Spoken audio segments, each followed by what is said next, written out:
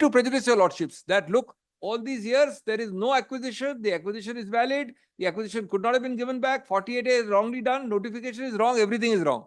Document said otherwise. Now, what is this 50-50 rule? It is clear that the petitioner himself had no role to play, or even deliberations leading to the decisions in the case of denotification, registration of deeds, decision by Muda with regard to 50-50 rule being applied, and allotment of compensatory sites to wife of the petitioner. Otherwise, had I got a role to play, I would certainly not have taken at least a decade to get this done. And had I a role to play, some of the most operative decisions would not have been taken when I was in the opposition.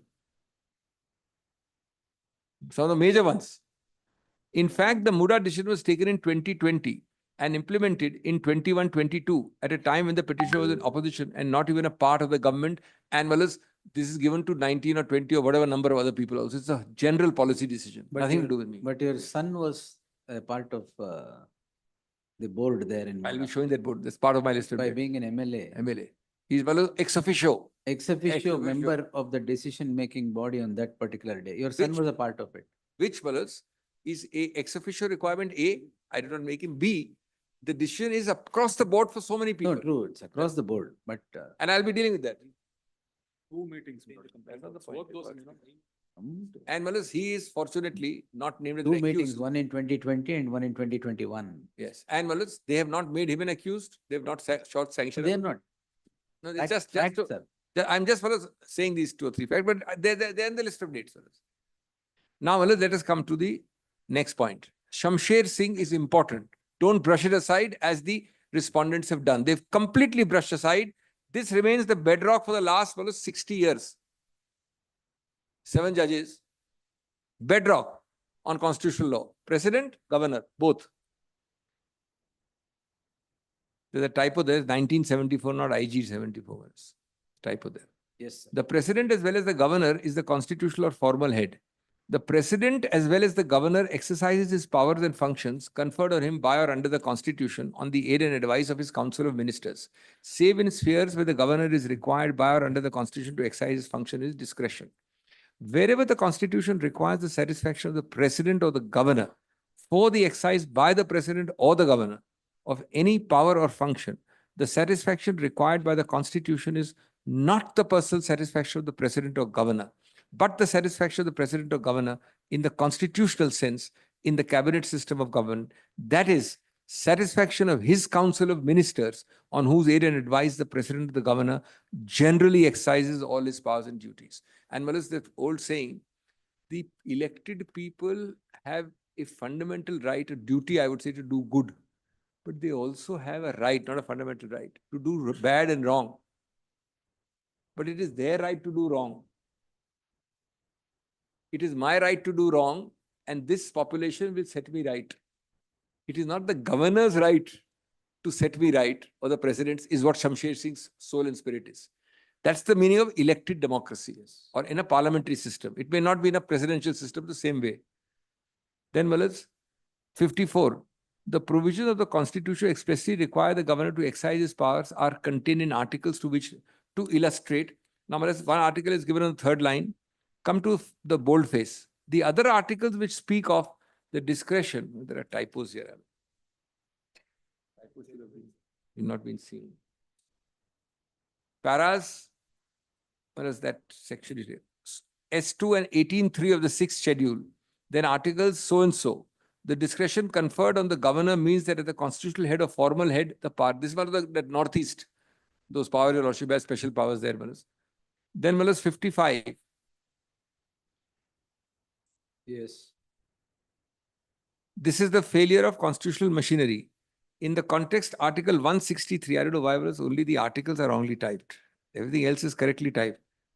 The number is 163. Article 163. Somebody is going with the uppercase and the lowercase is this. That's problem. not correctly typed. That's all. 163 actually. Yes. Multiple, all of them are like 163.2 it should be. In article, in this context, 163.2 is explicable on the decision of the governor in his discretion shall be final and the validity shall not be called in question. Next, 2 lines later. In all other matters where the governor acts in his discretion, he will act in harmony with his council of ministers. The constitution does not aim at providing a parallel administration in the state, by allowing the governor to go against the advice of the Council of Ministers. In such matters where the governor is to exercise his discretion, I'm reading para 56, he must discharge his duties to the best of his judgment. The governor is required to pursue such courses which are not detrimental to the state. For the foregoing reasons, we hold that president or governor acts in the aid and advice of the Council of Ministers, with the Prime Minister at the head in the case of the Union, Chief Minister at the head in the case of the state, in all matters which vest in the executive, whether those functions are executive or legislative in character. Neither the president nor governor is to exercise executive functions personally. I try and summarize some things in page 12. Next page. In relation, I put them point formulas. In relation to functions that are vested in the executive, the governor shall act at the aid and advice of the council with the chief minister at his head. The governor shall not exercise executive functions personally. 48 and 57 paras. Where the constitution provides that the governor shall act in his discretion, here the articles are correctly put, Malas. Even in these matters, the governor shall act in harmony with his council of ministers. These are Malas nuances which we tend to forget. It is not, Malas, very interesting nuance. This Shamsher Singh, 74, Malas, is saying that even where he has a separate power, he must act in harmony with me in that. Look at the whole delicate balance. You can't say automatically I receive the cabinet decision because the chief minister is involved, I'll differ. Thus, there is a constitutional restriction on the discretion which is not to be exercised as a personal function or as a function conferred on him, eo nomine.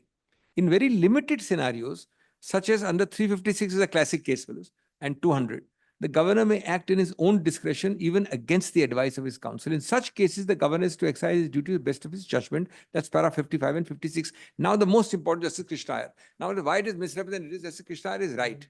Not a word in the majority. He's concurring. Not a word in the majority dilutes or overrules or goes against him. Then why should Lordship not read Krishna Iyer? Justice Krishna Iyer just brush aside, he's a concurrence. But concurrence is not a dissent, Malas. Please don't read the concurrence as a dissent. You can point out that this concurrence is violated by this part of the majority. That I can understand. Not a word. Ignore it because of the concurrence. And Justice Krishna Iyer spoke for himself, Justice Bhagwati. If the inner voice of the founding fathers may be any guide, para 113, it is proved beyond reasonable doubt that the president and if for sure the governor enjoys nothing more and nothing less than the status of a constitutional head in a cabinet type government, a few exceptions and marginal reservations apart. Mark this word, a few exceptions and marginal reservations apart. Yes. Actually, the governor has more powers than the president. Yes. People tend to forget that. President is even more limited. Governor has little extra powers. For example, president has no 356 for us. Yes. Our Pakistan president has a 356, which he has liberally excised 2 or 3 times. He dismisses the national government with us. We decided against having that in the president. We had it only for the governor. Nobody can dismiss the central government here with us. Of course, there is some qualitative difference between the position of the president and governor. The former, under 74, has no discretionary powers. The latter too has none, save in tiny strips. Look at the approach. Tiny strips covered by, please forgive me for the typos, but it's 163, somehow coming at 1C3. And all the others are given. These discretionary powers exist only where expressly spelled out, and even these are not left to the sweet will of the governor, but are remote controlled by the union ministry. This is very important. Well, the governor, when he acts independently, so-called, is independent of the state government. But the union government is answerable to parliament with a whole set of provisions. Lordship knows the 356 proclamation expires if parliament doesn't approve it within a certain time period. Again, a minimal area centering around reports to be dispatched may not, that's for 356, not 35C, may not in the nature be amenable to ministerial advice. Now come to page 14. Even where express conferment of power of functions is written into the article, such business has to be disposed of decisively by the ministry, answerable to the legislature, and through it vicariously to the people, thus vindicating our democracy instead of surrendering it to a single summit soul. These are the simplest language which Justice Krishna Iyer may have used. He's erring on the side of oversimplicity. But a single summit soul has a rhythmic alliteration. which exactly describes the reason to avoid the governor or the president. That single summit soul is the governor or the president, whose deification is incompatible with the basics of our political architecture. Lest national elections become but Dead Sea fruits, legislative organs become labels full of sound and fury, signifying nothing, and the Council of Ministers put in a quandary responsibility to the House of the People and submission to the personal decision of the head of state. A parliamentary-style republic like ours could not have conceptualized its self-liquidation by this process. On the contrary, democratic, etc. Well, sometimes I think that how times have changed. Well, it's today, even if you have a person like Krishna Iyer, he could never go onto the bench. Because we are into narrow confines. You can't be in public life, you can't be in law, you can't be on the bench. No, he was in public life Actively, a Became- minister. Yes, Forget active life. as a He was minister. Malas, for 3 years. and then became a judge. Then became a judge of the Kerala. Which is why he never made it to the top, Malas, but he was a senior judge. But Malas, nobody could raise a finger. That is the spirit of the times. Nobody could even suggest this. And one of my most cherished memories is that as a young student, I wrote an article in the Illustrated Weekly.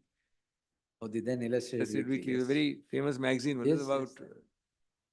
election law. I had been in some elections seeing something. Elections, law and reality. So I was juxtaposing. Your So, article. but Justice Krishna Iyer retired by then in the 80s. Yes. Wrote a very nice note handwritten to me, saying, I read the article. He knew my father, so he took the trouble of writing a note to me personally. And he read the whole thing and he wrote something which overwhelming to have him. Then 152.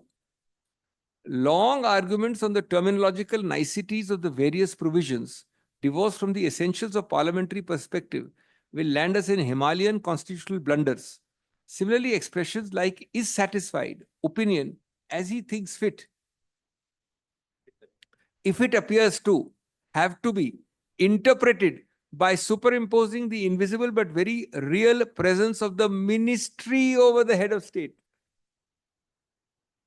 Opinion of, in the view of, appears to be.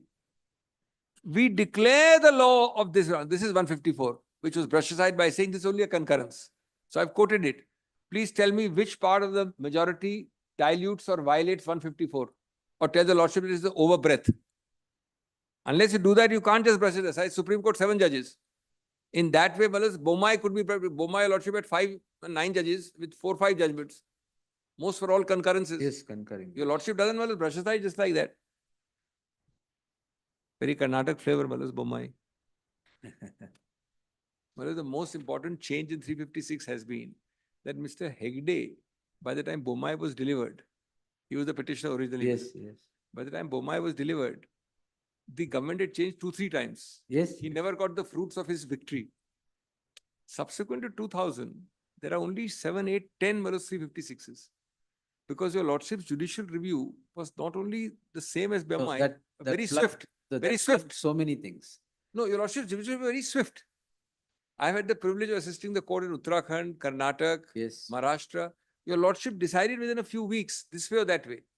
So 356 did not become a very valuable tool to dismiss governments because your Lordship said reinstall him back. In all these cases, Uttarakhand, Karnataka, have the elections or have a floor test and all that. Bomai took 3-4 years before the man lost several governments. So he got a Parik victory. Yes, it We was a Pyrrhic victory. It was a Parik victory, although he established law forever.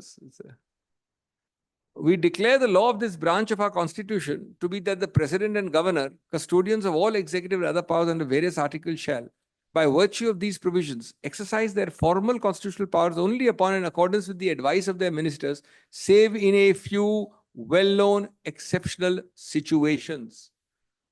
Without being dogmatic or exhaustive. This was read to your Lordship, so I'm reading it, Wallace. Please see the totality. Is it a fair interpretation? To say that this means non-exhaustive, means each case by case your Lordship will keep adding to the governor's powers. That's not fair, Wallace. It's against the constitutional scheme. Without being dogmatic or exhaustive, these situations relate to the choice of the Prime Minister, restricted through this choice by the paramount consideration it should come. But this word exhaustive here means something totally different. They are saying we are obviously not itemizing everything. It is not a license or an invitation for my lords to keep on having adventurous additions, which is what they are suggesting. The dismissal of a government which has lost its majority in the House but refuses to quit. The dissolution of the House for an appeal to the country is necessitous. Although this area, the head of state should avoid getting involved in politics, must be advised by the Prime Minister, who will eventually take the responsibility. We do not examine in detail the constitutional proprieties in these predicaments except to utter the caution that even here the action must be compelled by the peril to democracy, and the appeal to the House or to the country must become blatantly obligatory. Now, my conclusion, Malas, on this part. As such, the declaration of law in 154, which forms part of a concurring judgment, must be seen in proper context. By no stretch of imagination can the judgment in Shamsher be seen as providing an open-ended, non-executive list of subjects. That's the crucial point, where the Honorable Governor may exercise, etc. But rather the court expressly said it is confined to a few well-known exceptional situations, which your Lordship may in a very calibrated, controlled manner, restrained manner, sometimes allow. Then, Malas, the last judgment is where happened recently, Malas, the Maharashtra thing. This is not about this or 10th schedule, but Malas, just 2 minutes. Very after. Continue at 2:30. I'll continue. Yes. 2:30, Malas? 2:30, yes.